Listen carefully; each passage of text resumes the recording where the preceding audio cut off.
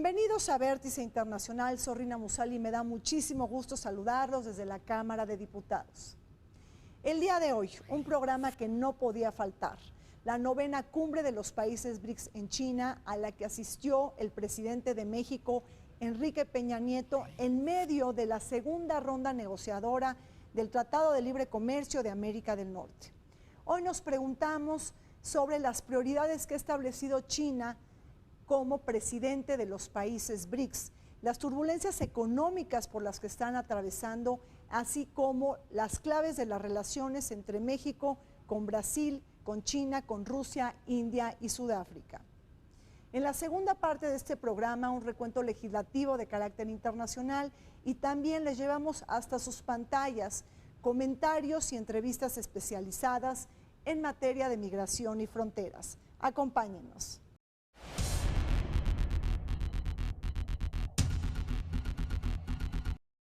Los países BRICS, conformados por Brasil, Rusia, India, China y Sudáfrica, son los principales mercados emergentes que, además de pertenecer al G20, tienen en común una gran población, amplias extensiones de territorio, una elevada cantidad de recursos naturales y una fuerte presencia en la economía internacional, con crecimiento importante de su Producto Interno Bruto, que los hace especialmente atractivos como destinos de inversión. Estas 5 naciones reúnen en conjunto al 25% de la superficie mundial, con más de 3.000 millones de habitantes, acumulando el 25% de la riqueza y el 56% del crecimiento económico global registrado en los últimos años. En la octava cumbre efectuada los días 15 y 16 de octubre de 2016 en Goa, India, los líderes del BRICS firmaron una declaración conjunta en la cual se establece la postura del grupo ante la cooperación económica, la seguridad regional, las sanciones unilaterales, el papel de la Organización de las Naciones Unidas en el mundo multipolar y la situación en Siria y Afganistán. En particular, los países miembros instaron a la Asamblea General de la ONU a adoptar el Convenio General sobre el Terrorismo para intensificar y redoblar los esfuerzos para combatir este flagelo, enfatizando que el Estado Islámico y otros grupos terroristas representan una amenaza global sin precedentes para la paz y la estabilidad. Bajo el lema Una asociación más fuerte para un futuro más brillante, la 9ª cumbre del BRICS, realizada en Xiamen, China, del 3 al 5 de septiembre de 2017, tuvo como objetivos abogar por una seguridad común integral, cooperativa y sostenible, promover el desarrollo y la diversidad de civilizaciones, así como mejorar la gobernanza económica mundial, mientras sus ejes temáticos fueron la colaboración para el avance e implementación en la Agenda 2030, profundizar en el tema Sur-Sur, promocionar la conectividad y el comercio, además de encontrar mecanismos para la erradicación de la pobreza. En el mundo de hoy, las economías emergentes se han convertido en catalizadoras del desarrollo global. Los países BRICS que se han desinflado y también ralentizado económicamente reflejan un nuevo reacomodo geopolítico a nivel internacional. En conjunto, estos países representados por Brasil, Rusia, India, China, pero también Sudáfrica, representan el 43% de la población mundial y el 23% del PIB global. Bajo la presidencia de China se han institucionalizado una serie de prioridades, objetivos tan importantes como, por ejemplo, que estos países incrementen su peso y su talla en los asuntos de la gobernanza económica global, defiendan la paz y la seguridad internacionales, pero también busquen promover las economías abiertas y la diversidad. Los países emergentes, que algunos, dentro de los cuales están los BRICS, hay otros países emergentes como los NICs, los New Industrialized Countries, como son Turquía, los países que están en la zona de Asia, como son Singapur, Malasia, Indonesia. Son países que empezaron a despuntar económica, comercial y financieramente en los años 70, por ahí del 74, 75, estamos hablando de 42 o 43 años en los cuales empezaron a desarrollar estas economías, en parte porque la economía norteamericana entró en crisis, descuidó un poco el control sobre la zona del Pacífico, toda vez que Estados Unidos había ganado, junto con los aliados británicos y soviéticos, la Segunda Guerra Mundial, y de alguna forma la rendición de Japón permitió que la zona de influencia norteamericana durara del 45 al 75 aproximadamente, terminó junto con la finalización de la guerra de Vietnam, y vino un reacomodo de los países emergentes que empezaron a salir a la escena internacional fuertemente en los años 70 y mucho más en los años 80, y se empezaron a conformar, por supuesto, bloques comerciales y financieros a nivel internacional que fueron redefiniendo el mapa geopolítico, geoestratégico, geoeconómico. Los países BRICS aparecieron en un momento donde había muchas expectativas respecto a la contribución que ellos podían hacer a crear una suerte de liderazgo o de contrapeso a la pretendida hegemonía de Estados Unidos. Hay que recordar que bueno, este grupo no surgió por voluntad de los países que lo conforman, sino que fue producto de una investigación que se hizo en el marco de Goldman Sachs, donde se mencionó a Brasil, Rusia, India y China inicialmente para integrar a las economías que en 2050 presumiblemente serían los ejes de la economía global. Sudáfrica ni siquiera fue mencionado en ese primer estudio que hizo Goldman Sachs. Ya al paso de los años, pues el hecho de que todos los países africanos hubieran sido omitidos de este grupo, pues llevó a que eventualmente se insertara Sudáfrica, que tiene una relación bastante estrecha con India y con Brasil, y digamos que esto allanó el camino para que se le incorporara. Tienen más del 40% del Producto Interno Bruto a nivel internacional, a nivel mundial, y juntas son el 23.7% de la población también a nivel mundial. Entonces, en términos económicos, son 5 economías emergentes que están a todo galope yendo hacia más procesos de institucionalización. Recordemos que la primera reunión de ministros de Relaciones Exteriores de los países BRICS se celebró hace 11 años en China. El gigante asiático que desde el 1 de enero del 2017 preside este foro de economías emergentes. Con más de una década de trabajo, China busca contribuir a crear una asociación mejorada para este grupo de países que comparten vastos territorios, grandes poblaciones, abundantes recursos naturales, engordamiento de clases medias y capacidades tecnológicas, científicas, pero también militares. Se trata de países miembros del G20 cuya aspiración compartida es propugnar por una gobernanza económica alternativa, aquella que ha institucionalizado el Fondo Monetario Internacional y el Banco Mundial. Una pretensión que toma relevancia para quienes han contribuido con el 50% del crecimiento económico mundial en los últimos 10 años. Conformaron un bloque semioficial en 2008. Estamos hablando que ya llevan 9 años de conformación de este bloque, aun cuando no es, insisto, un tratado de libre comercio per se.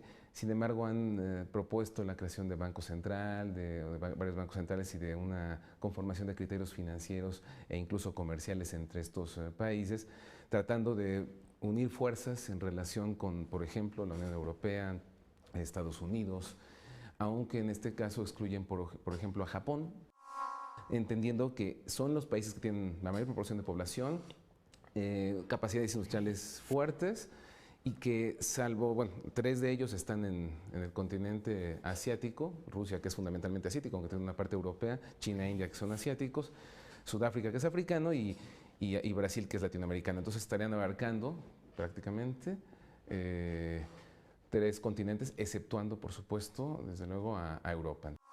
El grupo BRICS, pues de hecho, como grupo de países que deciden llevar adelante una agenda de cooperación y de posicionarse en las relaciones internacionales como un referente, tiene pocos años de operar, de 2009 para acá, cuando tuvieron su primera cumbre en Rusia, y en 2010 fue cuando se incorporó Sudáfrica, entonces ya eran 5 países, y año con año han institucionalizado este tipo de reuniones donde abordan los principales problemas mundiales. Yo veo, sin embargo, que ellos enfrentan problemas de credibilidad ante la comunidad internacional. Es decir, ellos pretenden, por un lado, interponer a Estados Unidos o increpar a Estados Unidos respecto a su pretendido liderazgo en el mundo del siglo XXI. Pero por otro lado, ellos no están proyectando liderazgo. Uno de los grandes fundamentos de los países BRICS es incidir en el paradigma económico internacional confeccionado desde el prisma occidental. Sobre todo existe el reclamo en materia de diseño institucional y mayor financiamiento para el desarrollo de los mercados emergentes. No es casualidad que se haya lanzado el Banco de los BRICS en Shanghái hace 2 años a propósito de convertirse en una fuente de financiamiento alternativo del Banco Mundial, y en esa línea se haya creado el Banco Asiático de Inversión en Infraestructura. Para muchos, el intento de China de aumentar su influencia en el orden económico y financiero internacional. Más allá de estas aspiraciones ambiciosas, las grietas y las rivalidades comerciales se ponen a prueba también entre sus países integrantes. No olvidemos que India abrió recientemente una investigación antidumping para fabricantes de equipos solares chinos. El Banco Asiático de Infraestructura de Inversión, que es un mecanismo de financiamiento ajeno o aparte de los que se dan en el marco de los BRICS.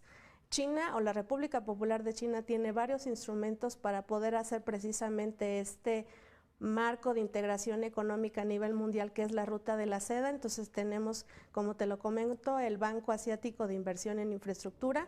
Tenemos otro más que está en el marco de los BRICS, que es el Banco de Desarrollo, y un fondo de reservas o un fondo de contingencias para las crisis financieras internacionales, ¿no? Entonces se formaron en 2014, tanto el fondo de contingencia o fondo de reserva tiene un capital de 100,000 millones de dólares, y el Banco de Desarrollo también tiene un capital de 100,000 millones de dólares por otro lado, ¿no? Son fondos que permiten, en el caso del Banco de Desarrollo, fondos que permiten a países o economías emergentes tener disposición de ese capital a costos o intereses muchísimo más bajos de los que ofrece el Fondo Monetario Internacional.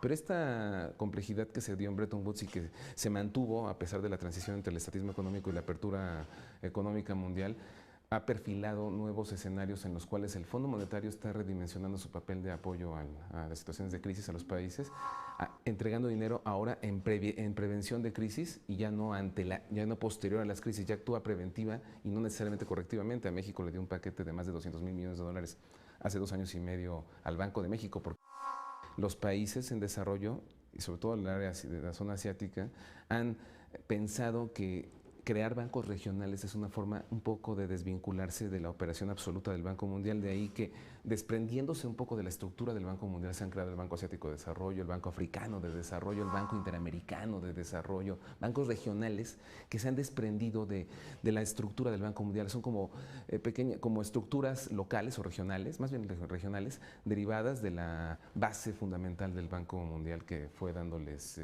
estructura. El Banco Mundial es como el origen. Yo creo que estas propuestas van encaminadas a resolver un problema grave que enfrentan los BRICS, la falta de interdependencia económica entre ellos.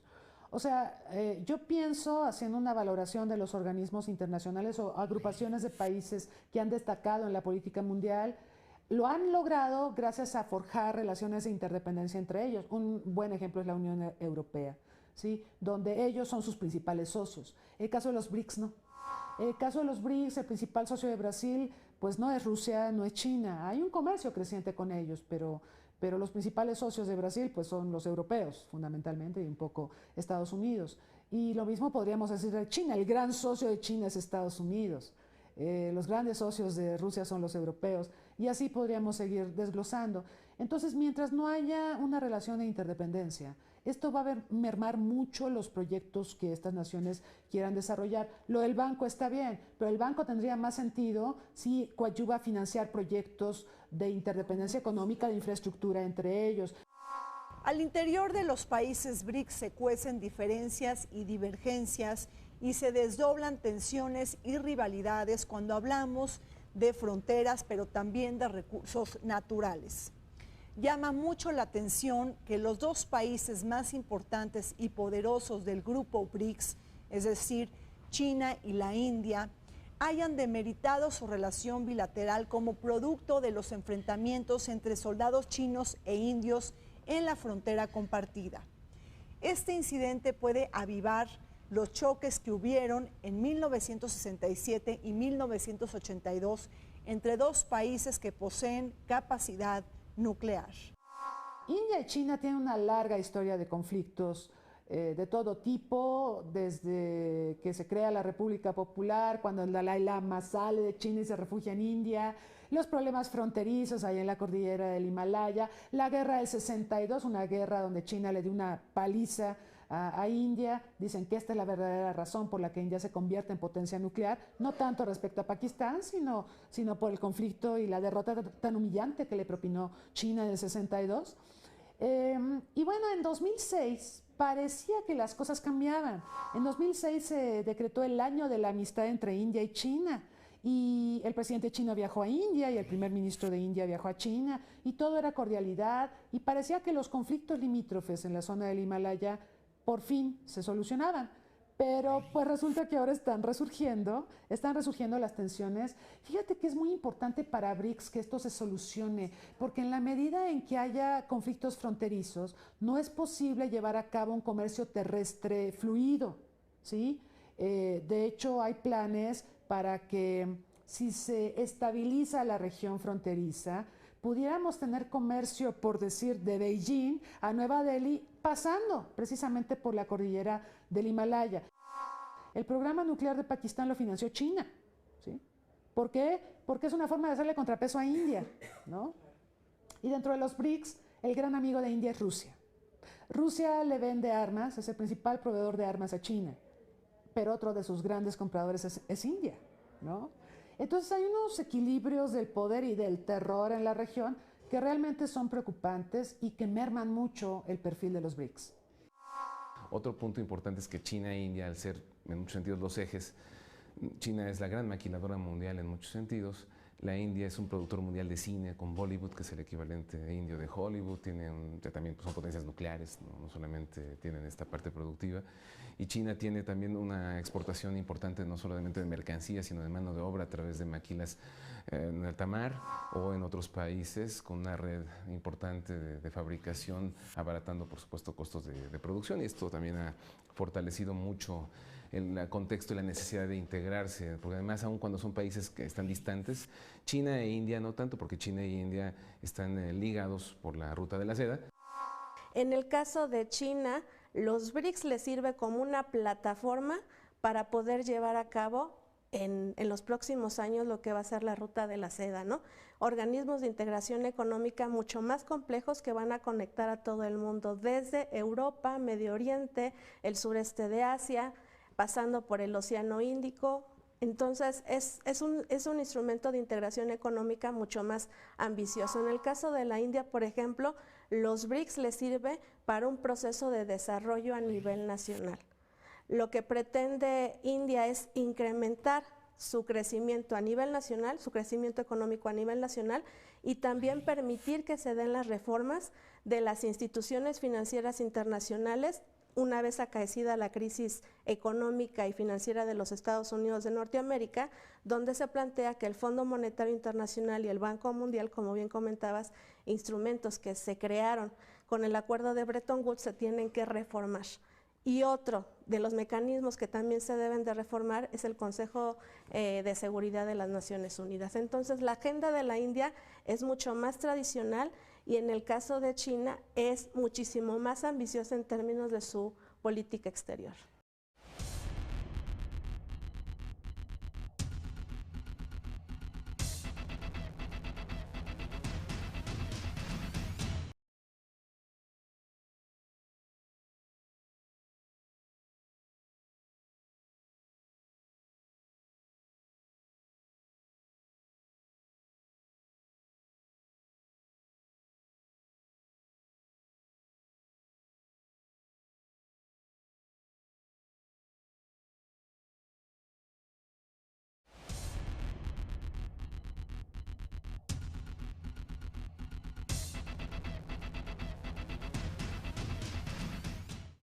El declive de los países BRICS se ha hecho evidente bajo las turbulencias de la economía internacional.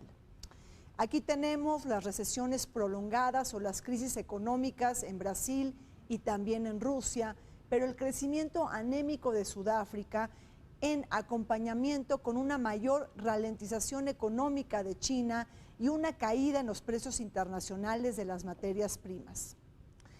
Pese a estas dificultades y pérdidas de competitividad, este grupo geopolítico de los países BRICS buscan imprimir un mensaje en la arena económica internacional: la transición de la era del Atlántico hacia el siglo del Pacífico. Rusia, por ejemplo, a mi manera de ver, carece de autoridad moral para proyectar liderazgo cuando ataca a Ucrania. Brasil ha tenido una crisis política de proporciones terribles y bueno, incluso antes de que llegara Temer, durante la presidencia de Lula, Brasil nunca logró un crecimiento económico sostenido. Entonces, esto de que se perfilara como una de las principales economías eje para 2050, yo creo que es altamente cuestionable. India, pues ahora está renovando sus problemas fronterizos con China. Y bueno, Sudáfrica agobiado por el VIH-Sida, ¿no? Entonces, y un crecimiento magro. Entonces, ellos se perfilaban como una promesa, como algo a lo que el mundo podía afianzarse para que coadyuvaran ellos al crecimiento de la economía global. Pero lo cierto es que el desempeño económico de ellos ha dejado mucho que desear. La pérdida de vitalidad de los países BRICS se puede tocar desde muchas aristas. Rusia ha estado en el ojo del huracán desde el momento en que Vladimir Putin ha exteriorizado su política del gran garrote. Georgia, Ucrania, Crimea nos muestran la política exterior del hombre fuerte de Rusia, quien se opone tajantemente a la ampliación de la OTAN hacia el oriente y quien ha recibido una estela de castigos por parte de Occidente. El panorama se ha complicado de manera exponencial al quedar evidenciados los lazos y los entrecruzamientos entre Moscú y la campaña electoral de Donald Trump en Estados Unidos. Esta acción ha obligado al establishment estadounidense a reforzar las sanciones económicas, financieras y diplomáticas aún más para la economía rusa. Mucha de la situación económica de Rusia se ha ido fortaleciendo y si lo vemos ahora con el involucramiento en el proceso electoral que permitió aparentemente la victoria de Donald Trump, no que aparentemente lo permitió, sino que aparentemente se involucró más bien Rusia en la victoria de Trump a través de su hijo que estuvo ahí negociando la posibilidad de que arreglaran las elecciones. Sea que se confirme o no, lo que sí es cierto es que a Rusia le conviene un gobierno populista, de economía cerrada como el de Donald Trump, máxime si estamos hablando de una situación en la cual puede influir Rusia con un hombre tan inteligente como Putin, tomando decisiones indirectamente en Estados Unidos e influyendo en algún sentido en la política norteamericana e incluso para de alguna forma contener el tema de Ucrania.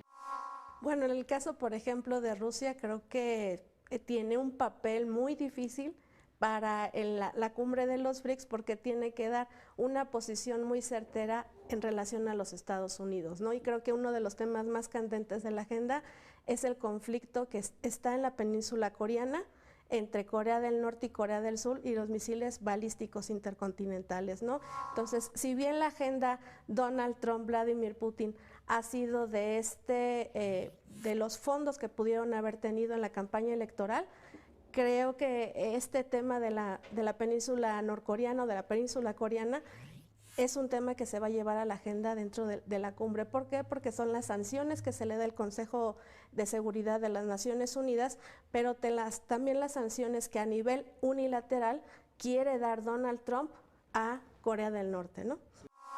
Mientras que China ha regresado a la normalidad económica con crecimientos anuales del 6 y 7%, Brasil y Sudáfrica atraviesan por una profunda recesión económica. En el país sudamericano se vive la peor crisis económica de la historia, un garrafón de agua fría que promete crispar el ambiente político para las elecciones presidenciales del 2018. Estos polos gravitantes de América Latina y África, que pierden protagonismo y energía, contrastan con el posicionamiento ascendente de la India. Su economía, que ha tenido un crecimiento notable de más del 7% en 2016, junto con el auge de las clases medias y una política exterior de acercamiento hacia otros polos del poder. Destaca la propuesta de crear un tratado de libre comercio entre India y Perú e India y Colombia, además de haber elevado la relación con México a una asociación estratégica. Es un país muy complicado, ha tenido muchos problemas durante los últimos años. En el 94 tuvo un escándalo muy fuerte de corrupción con Fernando Collor de Mello. Fernando Collor de Mello fue presidente de Brasil en aquel momento, dejó el cargo. Luego llegó Itamar Franco, que ya incluso murió. El que no ha muerto es Fernando Collor de Mello, por ahí anda, no recuerdo si está exiliado. Y vino una transición muy fuerte. Después vino el periodo estable de Fernando Henrique Cardoso, de 8 años, muy interesante porque Brasil logró resolver algunas problemáticas, sin embargo tuvo un problema en el 98 financiero relativamente importante, pero lo sorteó bien. Luego vino la época de Lula, de Luis Inácio da Silva, luego los momentos difíciles con Dilma Rousseff, que no pudo mantenerse en el poder, vino el impeachment, la sustituye Michel Temer, que es el actual presidente brasileño. Y entonces el papel que va a tener en el marco de los BRICS va a ser de alinearse a lo que va a ser la agenda de este 13 al 5 de septiembre, que es hacer una evaluación de cómo han estado estos mecanismos de financiamiento al desarrollo en infraestructura de las economías emergentes o de los países en desarrollo, y velar por las complejidades que tiene a nivel interno, ¿no? Y entonces el papel que va a tener en el marco de los BRICS va a ser de alinearse a lo que va a ser la agenda de este 13 al 5 de septiembre, que es hacer una evaluación de cómo han estado estos mecanismos de financiamiento al desarrollo en infraestructura de las economías emergentes o de los países en desarrollo, y velar por las complejidades que tiene a nivel interno. El grupo IPSA, India, Brasil y Sudáfrica, ellos se cuestionaron en torno a un tema que es tremendamente importante en la agenda mundial, el acceso a medicamentos y antirretrovirales. Y esto se articuló gracias a que India, que es el principal productor de genéricos a nivel mundial, se propuso coadyuvar a resolver los problemas de salud pública que enfrenta Sudáfrica con el VIH-Sida, y un poco Brasil. En Brasil el VIH-Sida no es tan grave como en Sudáfrica, pero es un problema de salud pública.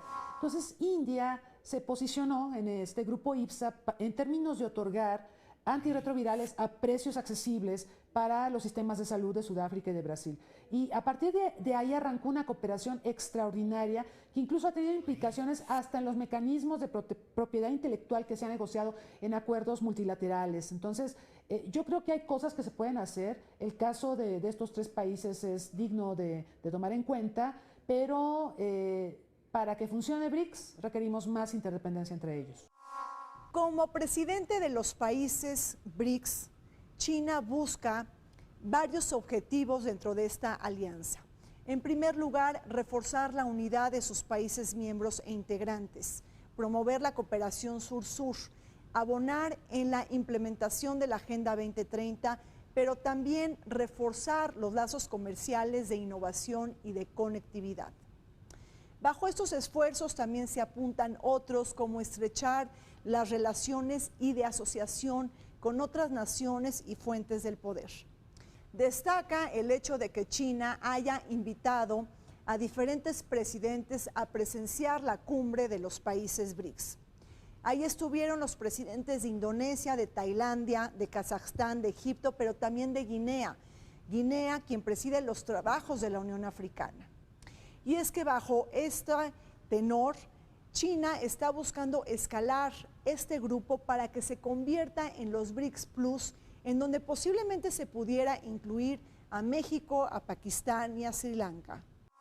China pues tiene la ventaja demográfica, tiene la ventaja de que es una economía en crecimiento, tal vez ya no a las tasas de 2 dígitos que le vimos hace años, pero crece. Es una economía en rápida modernización. China está logrando procesos tecnológicos y manufactureros que a los países occidentales les tomó décadas llevar a cabo. China lo está haciendo en un periodo bastante corto, en unos cuantos años. China ya llegó al espacio, o sea, ya está al nivel de Estados Unidos y Rusia, cuando a Estados Unidos y Rusia les tomó mucho más tiempo. Entonces tiene esa ventaja, el factor tecnológico, el capital humano, la generación de especialistas, de mano de obra cada vez más calificada, una amplia disposición en términos de recursos naturales. Por ser un país tan extenso, tiene muchos recursos naturales. Me decían que esas tierras raras que vemos en la tabla periódica de los elementos solo existen en China y posiblemente unos poquitos más en Rusia y Estados Unidos. O sea, tiene atributos también en recursos naturales únicos. Entonces, eso le permite tener una proyección y demás. A fortalecer la cooperación sur-sur, pero evidentemente uno de los ejes va a ser la reforma de las instituciones financieras internacionales, ¿no? Lo que se prevé y lo que ha visto China desde el 2014 es que haya mayores mecanismos para poder financiar el desarrollo y la infraestructura, tanto de economías emergentes como de países en desarrollo. HSBC es Hong Kong and Shanghai Banking Corporation, es una corporación que lleva 150 años de existir y que surgió con sede en Hong Kong, Shanghai y Londres, y tiene operaciones también en San Francisco, California y en otras partes del mundo. Y esto le da una panorámica también muy importante a los chinos y les ha penetrado mucho el comercio. De hecho, en el contexto del Brexit, del British Exit from the European Union, la desincorporación británica de la Unión Europea, hay la posibilidad de que los británicos miren también a China como un posible factor para fortalecerse y no depender de la Unión Europea, sino que en todo caso tenga un mercado alterno al cual involucrarse y orientarse, ¿no?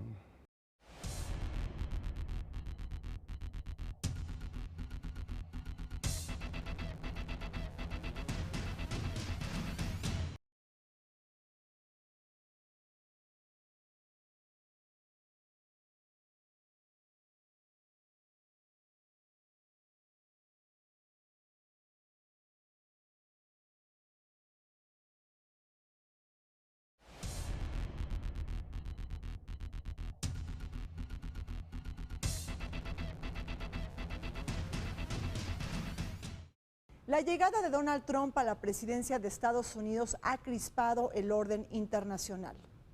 Desde la óptica geopolítica, este posible paréntesis de la historia pudiera capitalizar las oportunidades para que China tome los espacios que deje la política exterior de Donald Trump en Estados Unidos y pueda sacar ventaja de este desorden global.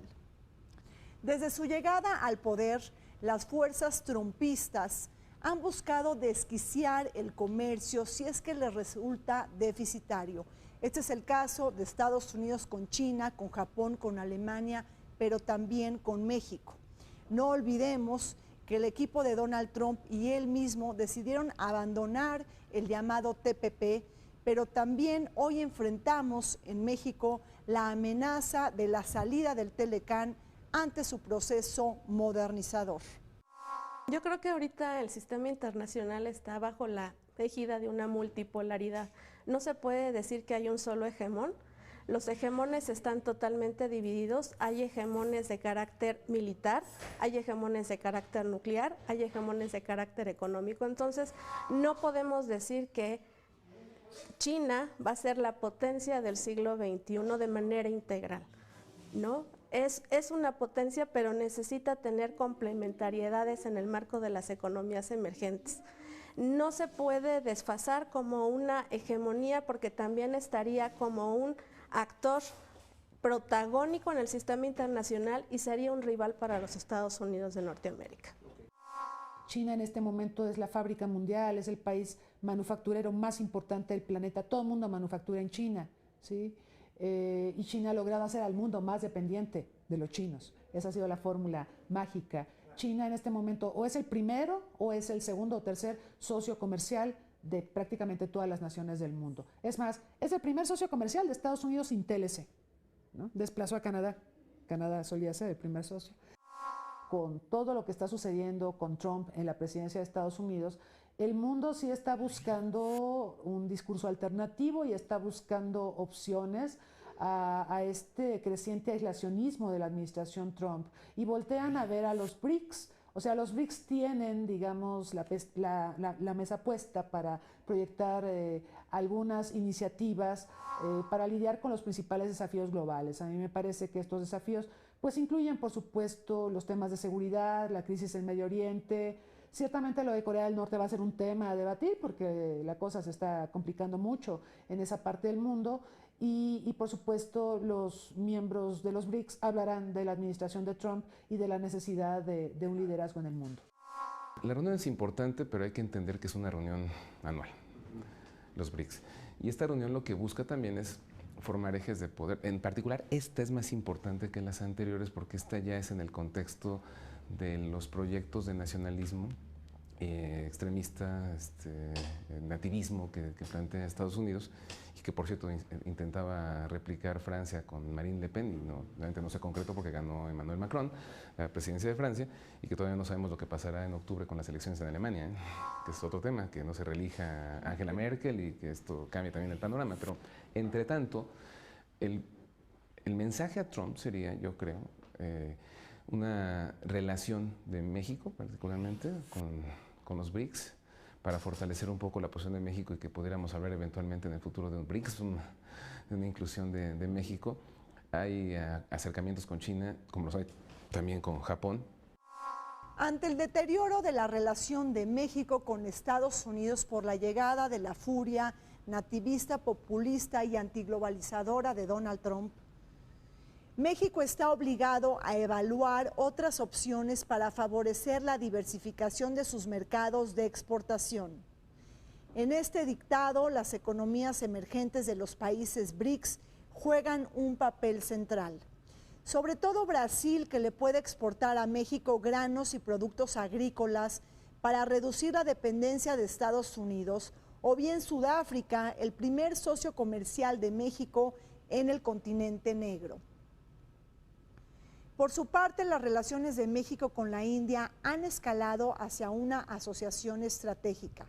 Según datos de la presidencia mexicana, el intercambio comercial creció 288% entre 2005 y 2015, siendo que India se ha convertido en el 12º socio comercial de México en el mundo y el 6º en Asia-Pacífico, aunado a su condición de país observador de la Alianza del Pacífico. Sí, el mensaje sería, Trump, oye, tenemos que diversificarnos, ¿no? Y además no apostarle o seguirle apostando al Telecán o pensar que el Telecán es la única solución, porque además México tiene 12 tratados de libre comercio con 46 países más el acuerdo con Japón, ¿no? Entonces, Estados Unidos solo representa un tratado y más del 80% del comercio es con Estados Unidos. Y los demás países con los que hace el primer tratado, ¿qué? En vez de eso, el gobierno mexicano ha pensado en un tratado con Turquía. ¿Y los demás que ya tienen firmados? ¿Qué? ¿Con China no hay tratado? Bueno, pero ¿por qué no intensificar con los que ya se tiene, diversificar las relaciones aprovechando la gran coyuntura y este planteamiento de Trump de eliminar ese tratado y volver a un punto de inicio, ¿no? Más benéfico aparentemente para los Estados Unidos? Es difícil que México vea a otro lado que no sea el norte. ¿Sí? Y de hecho toda nuestra infraestructura, nuestro comercio, prácticamente nuestro pensamiento está dirigido a Estados Unidos, lo cual es muy triste porque somos uno de los únicos 17 países bioceánicos del mundo, ¿sí? Deberíamos mirar a Europa sin ninguna dificultad y deberíamos mirar a Asia naturalmente, pero nuestro comercio con Asia o con Europa es significativamente menor vis-a-vis Estados Unidos. Tenemos a un país como Chile que mira a todas partes. De hecho, si tú revisas la estructura del comercio exterior de Chile, Chile tiene un tratado de libre comercio con China, por ejemplo, y con Corea del Sur. Y 30 es su comercio. 30 con Europa, 30% con América del Norte, 30% con Asia. Es mi ideal, o sea, Chile sería mi ideal para que si, por ejemplo, hay recesión en Asia, pues como tengo mi relación comercial diversificada, tengo de dónde asirme. Cuando inició la administración de Enrique Peña Nieto, recordamos que se habló del grupo MICTA, de México, Indonesia, Corea del Sur, Turquía y Australia, y que, bueno, en los inicios de esta administración parecía que se le iba a dar un gran impulso a este grupo, porque incluso el presidente Peña Nieto fue el primer mandatario mexicano en viajar a Turquía, en toda la historia, ¿no? Entonces, parecía que eso iba a marchar, parecía también que México pintaba su raya, de que no participaría en BRICS, pues porque en BRICS está Brasil y hay una añeja rivalidad entre los dos países. Y a Brasil le resulta incómoda la presencia de México y viceversa, ¿no? El ascenso geopolítico de China en la escena global, junto con la incertidumbre que se ha generado en la relación México-Estados Unidos por la era Trump, obligan a nuestra élite política y económica a mirar hacia otras latitudes y preguntarse sobre la viabilidad de celebrar un tratado de libre comercio e inversiones con China.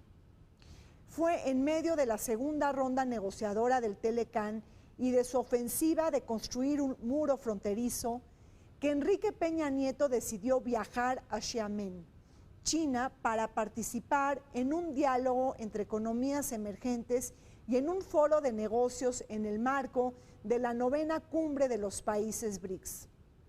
En esta reunión se congregaron más de 800 líderes empresariales para discutir opciones de comercio, inversión, cooperación y conectividad. En este tenor se celebró un encuentro bilateral entre Xi Jinping y Enrique Peña Nieto a propósito de pulsar los ánimos hacia el BRICS Plus y la posible inclusión de México. La estrategia de México con BRICS podría ser interesante para desentenderse un poco Estados Unidos y dar un mensaje a Trump de no dependemos de ti y podemos fortalecernos fuera de ti y no nos va a preocupar que nos cierres fronteras. Y no me refiero al muro, sino a los aranceles de 20% que se están planteando y a otros aspectos, el retorno de migrantes y otra serie de temas que todavía siguen en la agenda pendientes y que seguramente están en la renegociación, ¿no? Ahora México va a la cumbre de BRICS, ha sido invitado, va a Peña Nieto. Es un momento importante por todos los dimes y diretes de Trump y también porque estamos en el proceso renegociador del Tratado de Libre Comercio de América del Norte, donde lo que vimos en la primera ronda de negociaciones fue la dureza de la administración Trump. Fue incluso hasta grosero. Sin embargo, tenemos esa negociación, tenemos que llevarla a cabo, pero también tenemos que echar mano de una gama amplia de recursos que poseemos. México tiene una enorme red de tratados de libre comercio con el mundo. No tiene tratados de libre comercio con ninguno de los países BRICS, esto sería digno de mención. Pero China nos ha hecho varios guiños en las últimas semanas, en los últimos meses. Peña concuerda, ¿no? Concuerda, está bien. Con la parte, digo, antitrumpista, ¿no? Exacto, está bien porque efectivamente Peña Nieto también va a esta cumbre, independientemente de si hay rivalidad o no con Brasil. Va a esta cumbre, y lo dijo claramente, para atraer inversiones y proyectos de China, ¿sí? Que, digo, dentro de los BRICS sería el país que sigue manteniendo la economía más dinámica.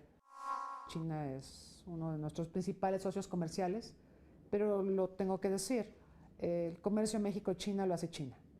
O sea, por cada dólar que México exporta a China, importamos 600. ¿No? Es un déficit brutal que ha crecido sin parar en los últimos años. Y parte de esta situación es culpa de México y de nuestros empresarios, ¿sí? Que están muy acostumbrados a comerciar con América del Norte y con el mercado estadounidense. China, en busca de reafirmar su presencia en la aldea global y de convertirse en un promotor del comercio internacional, es que abriga un nuevo proyecto geopolítico y geoeconómico. La nueva ruta de la seda, que promete conectar a los países de Asia con Europa bajo un conglomerado de infraestructuras para unir a países desarrollados y en vías de desarrollo. Pero fuera del mercado de Euroasia pueden participar otros países. México ha mostrado interés de hacerlo en este nodo geopolítico global. Al parecer, Brasil, Perú y también Chile prometen sacar ventaja de ello. Yo lo que veo con el proyecto de la nueva ruta de la seda es un reposicionamiento de China en un continente donde tenemos demasiadas potencias en las que cada una quiere definir su esfera de influencia. De verdad, Asia es el continente con más potencias mundiales. Está Rusia, está Japón, está India con su aspiración a ser gran potencia y está China. Entonces son demasiadas, ¿cómo decirlo? Demasiados poderes que están contrapesándose y están luchando por delimitar esferas de influencia. De todos los que acabo de mencionar, de estos cuatro, quizá los mejor posicionados serían Japón y China. Y Japón y China tienen una rivalidad ancestral, como recordamos. Hay una historia de la ruta de la seda, una historia antiquísima que ahora China pues busca retomar. Y quizá esto también buscaría reforzar lo que sería el continentalismo de China, vis a vis el potencial marítimo de otras potencias como Estados Unidos. Estados Unidos es la potencia marítima en este momento. Japón tiene un poderío marítimo de respeto. China podría contrapesar eso con el desarrollo de su marina, pero sobre todo fortaleciendo su proyección continental, que eso es lo que estamos viendo a través de la ruta de la seda, continente y mar. Estamos en desventaja pensando que el Océano Pacífico es el eje por el cual tendríamos contacto con la ruta de la seda. Tenemos una marina mercante nacional con demasiados problemas y desafíos en este siglo. Entonces, mientras nosotros no tengamos la infraestructura de desarrollo que permita tener un intercambio competitivo de bienes y servicios, difícilmente nos vamos a poder insertar en esta ruta de la seda. Necesitamos, desde mi punto de vista, hacer una reconfiguración de muchas situaciones que están dentro de nuestro país, y una de esas es la Marina Mercante Nacional. Y entonces el papel que va a tener en el marco de los BRICS va a ser de alinearse a lo que va a ser la agenda de este 13 al 5 de septiembre, que es hacer una evaluación de cómo han estado estos mecanismos de financiamiento al desarrollo en infraestructura de las economías emergentes o de los países en desarrollo, y velar por las complejidades que tiene a nivel interno.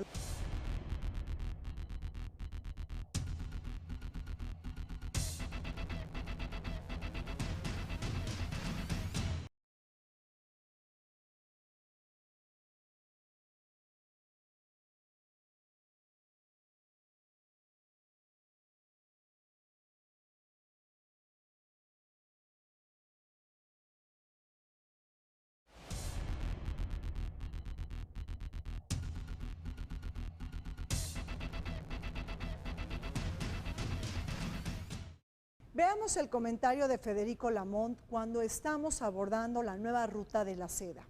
¿Cuáles son las claves de la migración? Veamos. Zhang Yang es el instigador de la ruta de la seda, y su pensamiento fue retomado en 2013 por el ungido secretario general del Partido Comunista de China, Xi Jinping. Él la planteó de la siguiente manera: incluir a un total de 60 naciones desde África, por un lado, Asia Central, lo más particular, y Europa.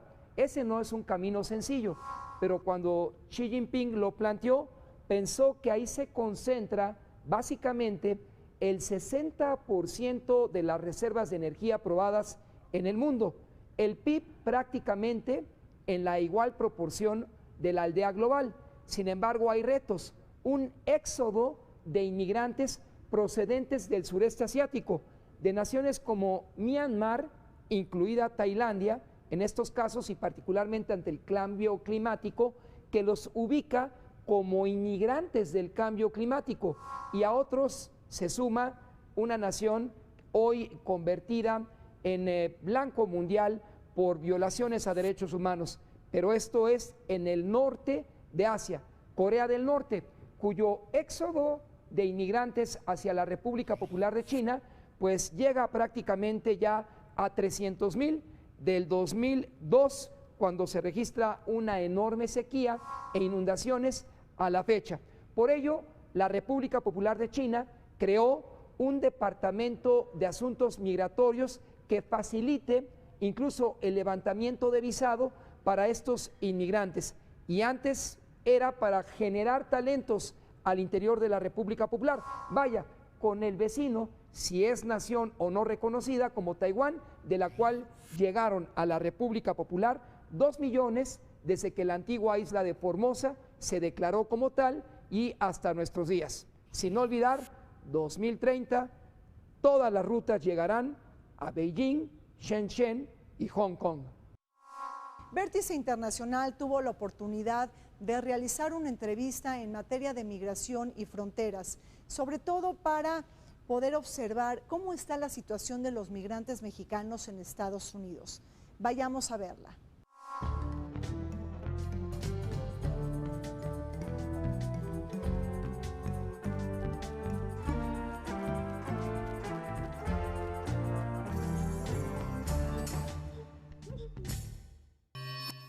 Bueno, pues creo que en uno de los temas sí hacer una difusión.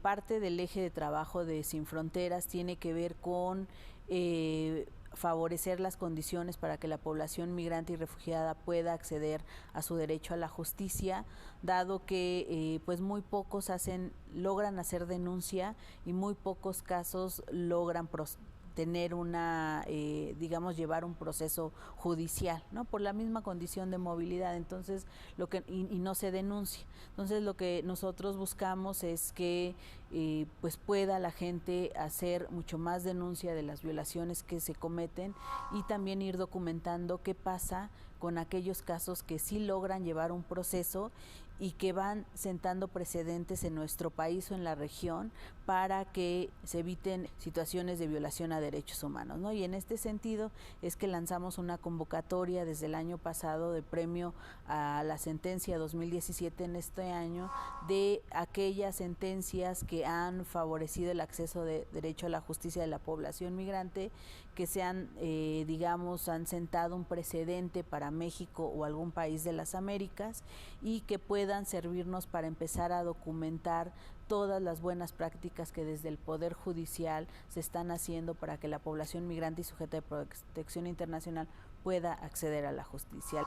Y la idea es que podamos nominar a todas aquellas sentencias que nosotros conozcamos o que hemos incluso litigado desde alguna organización de la sociedad civil o algún juez ha realizado, para que puedan entrar al proceso de premiación y que ayuda mucho a ir avanzando de que si bien el reto de acceso a la justicia es muy fuerte, tiene niveles todavía muy altos que superar, también hay quienes están haciendo su trabajo de manera adecuada y también hay sentencias que están caminando para apoyar este proceso de acceso a la justicia.